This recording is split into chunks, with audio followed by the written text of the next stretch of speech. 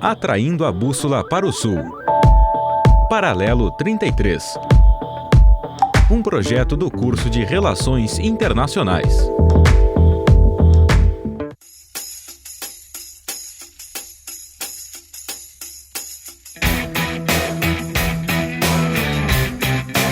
Olá, você está ouvindo o Paralelo 33. Eu sou Arthur Santana, estudante de graduação do curso de Relações Internacionais da Universidade Federal de Santa Maria, e neste programa vamos abordar um pouco sobre diferentes figuras dos feminismos do sul global. Olá, eu sou Emily Herberts, também estudante do curso de Relações Internacionais da Universidade Federal de Santa Maria, e este é um programa do Paralelo 33, um projeto de extensão do curso e do programa de pós-graduação em Relações Internacionais da UFSM, que tem como objetivo popularizar o debate sobre temas de relações internacionais que envolvem o sul global. Hoje vamos também entender a origem muito antiga dessa questão e seus desdobramentos até a atualidade. Bom, a gente começa pontuando que em múltiplas geografias do sul global, a resistência das mulheres forjou trincheiras de luta contra as opressões coloniais, patriarcais e capitalistas. Ao atravessar tempos e contextos distintos, mulheres negras, indígenas, camponesas, periféricas desafiaram as estruturas de poder, construindo experiências políticas próprias, ancoradas em seus territórios, corpos e histórias. Neste Paralelo Dogs, nos propomos a explorar três dessas trajetórias, compondo um mosaico que atravessa o feminismo popular, o feminismo negro e o feminismo indígena, representados, respectivamente, por Elizabeth Teixeira, Mônica de Menezes Campos e Lélia Gonzalez. Cada uma, a seu modo, materializa as complexas intersecções entre gênero, classe, raça e território, revelando a potência das lutas coletivas das mulheres na América Latina. Assim, iniciamos com Elizabeth Teixeira, símbolo da resistência camponesa brasileira e figura central na história silenciada das ligas camponesas. Sua trajetória inscreve-se na confluência entre a luta agrária e o feminismo popular, demonstrando como as mulheres do campo desafiaram os papéis de gênero impostos pelas estruturas patriarcais, especialmente no meio rural. Elizabeth, mais do que a viúva de um líder, como por vezes a tentaram reduzir, assumiu protagonismo na condução das lutas camponesas da Paraíba após o assassinato de seu companheiro, João Pedro Teixeira, em 1962, tornando-se referência na resistência ao latifúndio e à repressão do regime militar que logo se instalaria no país. Por isso, entender a trajetória de Elizabeth Teixeira é resgatar uma memória ocultada pelas violências de Estado, pelo machismo estrutural e pelo silêncio da historiografia oficial. Seu exemplo permite refletir sobre o papel das mulheres nas ligas camponesas, os mecanismos de invisibilização histórica e a permanência de suas lutas nas organizações contemporâneas, como o Movimento dos Trabalhadores Rurais Sem Terra, MST, e o Movimento das Mulheres Trabalhadoras Rurais. Ao mesmo tempo, produções culturais como o filme Cabra Marcado para Morrer, que tivemos o prazer de exibir no nosso último Cine Paralelo, aqui na UFSM, tornam-se fundamentais na reconstrução da memória histórica das mulheres camponesas, denunciando o apagamento, atualizando a potência de suas resistências. A história de Elizabeth Teixeira não é apenas a história de uma mulher, mas de muitas. Exato, Emily. Sua trajetória reflete as camadas profundas de opressão de gênero, classe e território que permeiam as mulheres do campo no Brasil, especialmente as mulheres do Nordeste, onde o latifúndio, a concentração fundiária e o coronelismo historicamente subjugam as populações camponesas. Para contextualizar você, caro ouvinte, Elizabeth nasceu em 1925, na Paraíba, e desde cedo conviveu com as contradições sociais de uma terra marcada pela desigualdade extrema, pelo coronelismo, como bem mencionado pelo Arthur, e pela violência dos grandes proprietários de terra. Foi ao lado do seu companheiro João Pedro Teixeira que Elizabeth ingressou na luta pela reforma agrária, pela organização camponesa, no contexto do surgimento das ligas camponesas, movimento que, entre o final da década de 1950 e o início dos anos 1960, representou uma das primeiras e mais expressivas mobilizações do campesínio do Brasil. As ligas que a Emily mencionou desafiaram frontalmente os interesses da elite agrária e do Estado, ao reivindicarem redistribuição de terras, melhoria das condições de trabalho e o reconhecimento dos direitos dos trabalhadores rurais, questionando assim os fundamentos do latifúndio colonial que ainda vigora sob novas roupagens.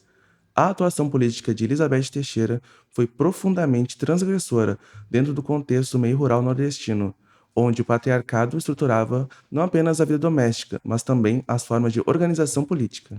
É importante pontuar que as mulheres do campo, historicamente relegadas à invisibilidade, encontraram nas ligas camponesas um espaço, ainda que limitado e conflitante, para a afirmação do seu protagonismo. E foi justamente o caso de Elizabeth.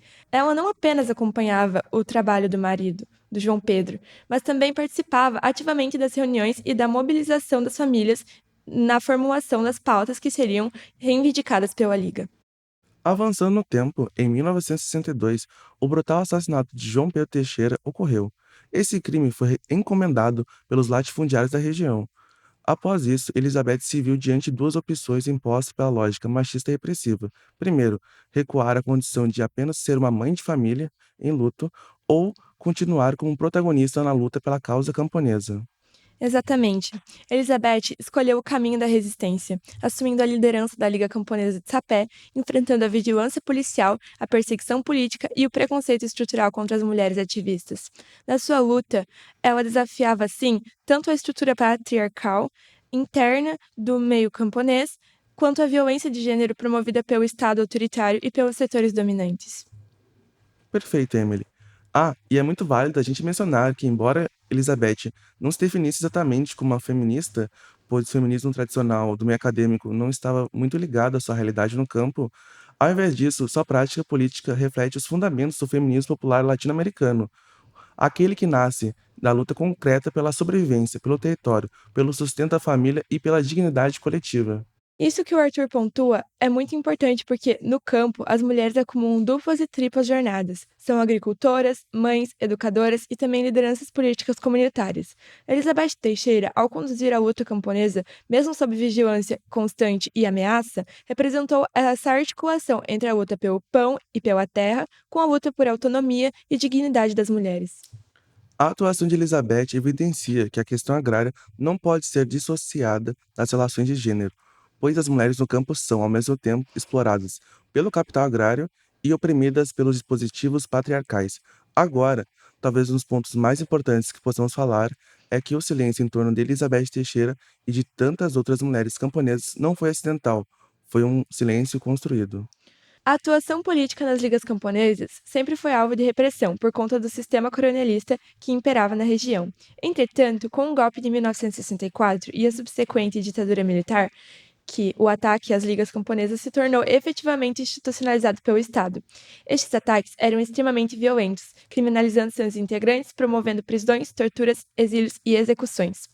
As lideranças feministas, como Elizabeth, sofreram duplamente, perseguidas como ativistas políticas e submetidas à lógica patriarcal que desqualificava sua atuação, reduzindo-as à condição de viúvas de subversivos. Diante de tudo isso, Elizabeth viveu clandestina por cerca de 20 anos, sob outra identidade, sem contato com seus 11 filhos. Seu silêncio forçado expressa o projeto sistemático de apagamento da memória camponesa e da neutralização das resistências populares. A história oficial preferiu manter o latifúndio como eixo estrutural da política agrária brasileira, marginalizando as vozes das ligas e das mulheres rurais. Exatamente, Arthur. Resgatar hoje a história de Elizabeth é, portanto, um ato político de descolonização da memória. É denunciar o projeto histórico de apagamento das resistências populares e reivindicar o lugar das mulheres camponesas como sujeitos centrais na luta por justiça social. Ainda que os registros oficiais minimizem sua atuação, as mulheres sempre foram parte estruturante das ligas camponesas. Elas participavam das reuniões, organizavam os acampamentos, alfabetizavam os filhos camponeses, atuavam politicamente nas comunidades e atuavam na linha de frente das mobilizações.